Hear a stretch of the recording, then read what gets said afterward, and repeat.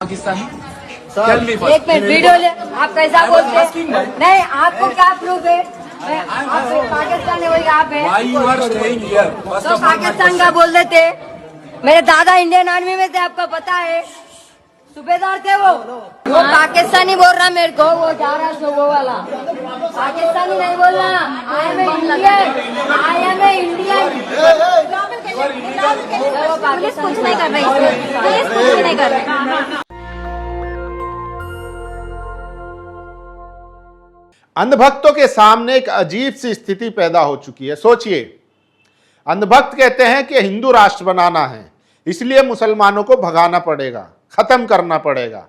लेकिन हिंदू राष्ट्र बनाने के लिए किसकी जरूरत पड़ेगी? बीजेपी आरएसएस की।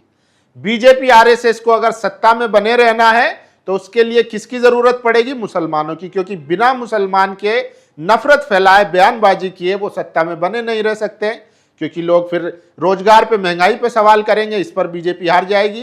तो बीजेपी को सत्ता में बने रहने के लिए मुसलमानों की जरूरत है। अब अंधभक्त परेशान है कि बीजेपी को मुसलमान रखने हैं और हमें मुसलमान निकालना है, तभी हिंदू राष्ट्र बनेगा। तो ये साइकिल जो है ऐसे घूम रहा है। सोचिए, इसीलिए देखते हैं कि आप अंधभक्त जो हैं, तमाम ऐसे तथाकथित धर्म रक्षक कैसे मुसलमानों को खुलेआम गालियां दे रहे हैं और उनके खिलाफ भड़काऊ भाषण दे रहे हैं, लेकिन सरकारें खामोश है। देखिए, हैदराबाद की ये खबर है, जहां पर एक सोसाइटी में मुस्लिम युवक को ये अंधभक्त जाकर कहता है कि तुम पाकिस्तानी हो, तुम यहां से चले जाओ। सोचिए, जब वो लड़का इसका मुकाबला करता है, जवाब देता है, तब ये भाग जाता है। इनके अंदर इतनी ही हिम्मत है। सोचिए, लड़का जवाब देता है, मेरे दादा फौज में थे, सूबेदार थे, तुम मुझे पाकिस्तानी कह रहे हो, और पुलिस सामने खड़ी हुई तमाशा देख रही है। तो सोचिए स्थिति कैसी है कि अंधभक्तों को सिर्फ मुसलमानों से नफरत है और इसी नफरत में वो देश को बर्बादी की कगार पर ले जा रहे हैं। आज बेरोजगारी का आलम यह है कि छात्र जो है, अगर 10,000 वैकेंसी का फॉर्म निकलता है तो लाखों लोग जाते हैं, लेकिन कभी भी ये जो गाली देते हैं मुसलमानों को, उस पर सवाल नहीं करते, उसके लिए धरना प्रदर्शन नहीं करते। जो लोग पेपर लीक पर सरकार से सवाल करते हैं उनको ये देश विरोधी कहते हैं, उनको ये सुअर तक कहते हैं। सोचिए कैसी स्थिति है।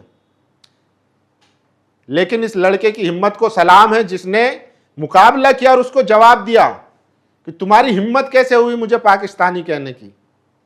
सोचिए, और कैसे मुसलमानों के खिलाफ साजिश की जाती है वो इस खबर से समझिए। ये खबर है महाराष्ट्र की।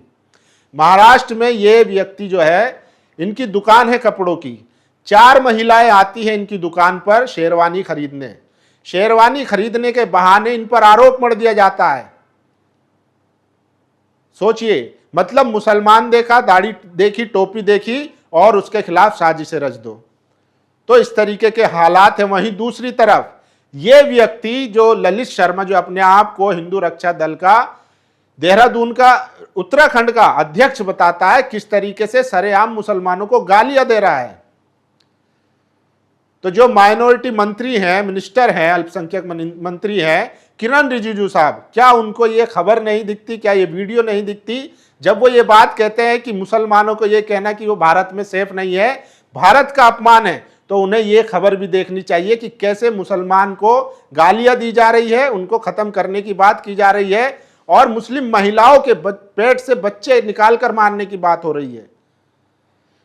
तो मतलब समझना पड़ेगा। सोचिए, हमारे देश के प्रधानमंत्री विदेश में जाते हैं, ट्रंप से मिलते हैं और मीडिया उनकी तारीफ में गुणगान करता है, लेकिन जो लोग मरे हैं, सोचिए, ये राजेश शर्मा है, इनका इकलौता बेटा था आदित्य शर्मा, जो अमेरिकी हमले में मारा गया। आज उसका पार्थिव शरीर, 8 दिन बाद पार्थिव शरीर जो है घर आया है। परिवार वाले बिलख रहे हैं, रो रहे हैं, लेकिन राजेश शर्मा के मुंह से एक बार सवाल नहीं निकला कि प्रधानमंत्री जी, आपने मेरे बेटे की मौत पर ट्रंप से सवाल क्यों नहीं किया, बल्कि वो मोदी जी का धन्यवाद कर रहे हैं। कह रहे हैं कि मोदी जी के सामने कुछ मजबूरियां रही होंगी, स्थितियां रही होंगी, तभी उन्होंने कुछ नहीं बोला। सोचिए, अब इसको लेकर सोशल मीडिया पर लोग कह रहे हैं कि ऐसा बाप किसी को ना दें जो अपने बेटे की मौत पर भी सवाल ना पूछ सके। सोचिए, पार्टी या व्यक्ति बड़ा नहीं है, ये देश बड़ा है, और देश बनता है लोगों से, भारत के। और जब भारत के लोग मारे जा रहे हो, यानी कि ये भारत की संप्रभुता पे खतरा है, भारत की अखंडता पर हमला हुआ है। सोचिए, तो इस पर तो कम से कम सवाल होना चाहिए था। लेकिन हमारे देश की जो मीडिया है वो किस तरीके से इसको भी अपनी कामयाबी में दिखा रही है। देखिए ये रूबी का लियाकत है। मैक्रो जो फ्रांस के राष्ट्रपति है, उन्होंने हिंदी में एक वीडियो बनाया जिसमें वो भारत और फ्रांस के रिश्तों के बारे में बात कर रहे हैं। तो कह रही है कि रोलादू गैंग के जो है आपने मिर्ची लगा दी। वो कह रहे हैं कि सब ये संगी हो गए। सोचिए, मतलब क्या रूबी का लियाकत को आदित्य शर्मा नहीं दिखा, उसकी मौत नहीं दिखी? इसके अलावा और दो जो नागरिक मारे गए, क्या उनकी मौत नहीं दिखी? सोचिए, इस देश का सबसे बड़ा अगर कोई दुश्मन है तो वो इस देश की गोदी मीडिया है, जो सरकार से सवाल नहीं करती है, बल्कि सरकार के कामों को छिपाने का काम करती है। सोचिए, इस देश का हर नागरिक, जाहिर सी बात है भारत की यह स्थिति आज नहीं है। विदेश मंत्रालय के प्रवक्ता मिस्त्री ने कहा, एक सवाल के जवाब में उनसे पूछा गया कि ट्रंप और मोदी जी की जो बात हुई है उसमें क्या मोदी जी ने जो सवाल पूछा था उससे भारत आज विश्व पटल पर आ गया? तो उन्होंने जो जवाब दिया था वो सुनना चाहिए। उन्होंने कहा कि भारत कोई आज पहली बार नहीं है कि आज एक सवाल से वो विश्व पटल पर आ जाएगा। भारत की हजारों सालों की तारीख है, वो हमेशा से विश्व पटल पर रहा है। सोचिए, लेकिन ये अंधभक्त गोदी मीडिया आज कहते हैं कि आज भारत को विश्व गुरु बना है। अरे विश्व गुरु तो तब भी था जब यहां पर औरंगजेब था, विश्व गुरु जब भी था जब यहां पर अशोक थे। सोचिए, लेकिन इनके अगर इनकी बात माने तो इनको लगता है कि 2014 के बाद ही भारत विश्व गुरु बना है। सोचिए, मनमोहन सिंह जब विदेश दौरा करते थे तब वो किस तरीके से बात करते थे वो भी देखने की जरूरत है। लेकिन मीडिया ने आज जैसी स्थिति बना दी है, वो शायद ऐसी स्थिति और ऐसी मीडिया किसी देश को ना मिले, क्योंकि किसी भी देश की बर्बादी में मीडिया का बहुत अहम रोल होता है। अब मैं कुछ खबरें आपको बता देता हूं। देखिए यह है ललित शर्मा। उत्तराखंड में हिंदुवादी नेता ललित शर्मा के कथित भड़काऊ बयान पर विवाद, मुस्लिम महिलाओं के गर्भ और शिशुओं को लेकर दी गई कथित धर्मी के खिलाफ कार्रवाई की मांग तेज। तो ये सबसे बड़ी खबर है। और सोचिए, इसलिए मैं कह रहा हूं, देखिए बीजेपी को अगर रहना है तो मुसलमानों की जरूरत पड़ेगी, आरएसएस को अगर रहना है तो मुसलमानों की जरूरत पड़ेगी। इसीलिए आरएसएस के प्रवक्ता कहते हैं, आरएसएस कहता है कि चाहे हिंदू हो या मुसलमान हो, सबका डीएनए सेम है। उसको पता है जिस दिन मुसलमान इस देश से गया उस दिन इनकी राजनीति खत्म, क्योंकि इनके पास मुसलमानों से नफरत के अलावा और कोई इन पे एजेंडा है ही नहीं। यही सिर्फ कर सकते हैं ये, सोचिए। और देखिए महाराष्ट्र में कैसे एक गाने को लेकर कहा गया कि ये पाकिस्तान का गाना है, प्राइवेट स्कूल के एक प्रोग्राम में बजा दिया, जबकि वो गाना जो है टर्किश है। उस पर एफआईआर हो गई है स्कूल पर। सोचिए, तो क्या धुरंधर पर एफआईआर करेंगे, आदित्य धर पर एफआईआर करेंगे, जिन्होंने पाकिस्तानी गाने को खरीदकर फिल्म में दिखाया और इन भक्तों ने खूब उस पर वाहवाही लूटी, खूब नाचे, खूब रीलें बनाई। तो क्या पुलिस उन पर एफआईआर करेगी? सोचिए, ना तो कार्रवाई की तलाश है। ये किसका गाना है? पाकिस्तानी गाना है, आपने फिल्म में इस्तेमाल किया। लेकिन स्कूल ने, चूंकि मुस्लिम है, उन्होंने एक प्रोग्राम में, वो भी टर्किश गाना है। अब समझ में तो आता नहीं है, फारसी हो, अरबी हो, पर्शियन हो, उर्दू हो, इनको सब लगता है कि वो पाकिस्तानी है। अब टर्किश गाने को भी पाकिस्तानी गाना बताकर स्कूल के टीचरों पर कार्रवाई कर दी है और एफआईआर दर्ज कर दी है। तो ये इस तरीके की स्थिति है, ये समझने की जरूरत है कि आज। और ये देखिए, मुंबई के जूही इलाके में एक शोरूम मालिक से जुड़ा विवाद। कपड़े के शोरूम संचालक रफत हुसैन ने आरोप लगाया कि कुछ ग्राहकों के साथ विवाद के बाद मामला बढ़ गया और बाद में पुलिस हस्तक्षेप की स्थिति बनी।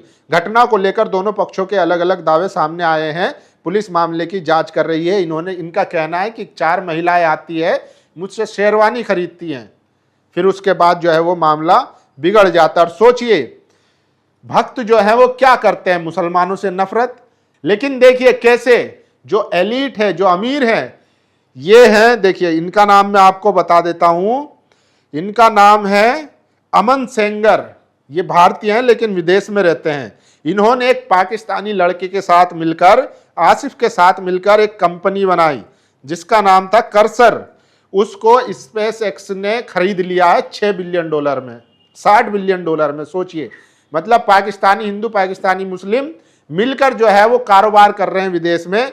और यहां पर अंधभक्त क्या कर रहे हैं, वो मुसलमानों को गालियां दे रहे हैं, उनके खिलाफ नफरत फैला रहे हैं, भड़का रहे हैं। सोचिए, तो स्थिति ऐसी है कि आज इस देश को अगर कोई बर्बाद कर रहा है तो वो ये अंधभक्त हैं जो खुलेआम मुसलमानों के खिलाफ गालियां दे रहे हैं। बाकी आप लोगों की क्या राय है, आप लोग अपनी राय जरूर दीजिए। शुक्रिया।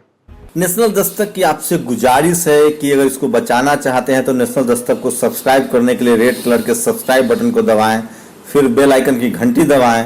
नेशनल दस्तक को बचाने के लिए बहुत जरूरी है कि हर खबर को शेयर करें, लाइक करें, कमेंट जरूर करें।